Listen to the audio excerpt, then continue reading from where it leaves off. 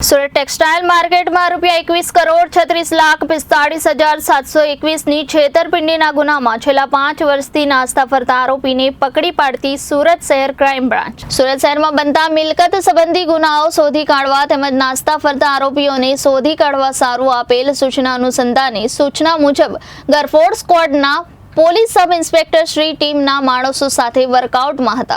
આ દરમિયાન ગુનાના કામે છેલ્લા 5 વર્ષથી નાસ્તા ફરતા આરોપી ધવલ વિનુભાઈ ધોરાજીયા ઉંમર વર્ષ 42ને ટેકનિકલ સર્વેલન્સ અને હ્યુમન ઇન્ટેલિજન્સ હકીકતની આધારે વડોદરા સેવાસી વિસ્તારમાંથી ઝડપી પાડ્યો હતો।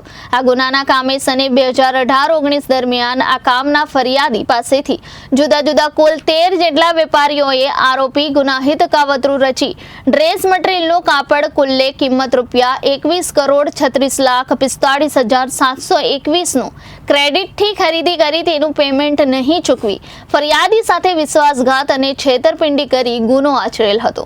Bureau report Janadesh news Surat.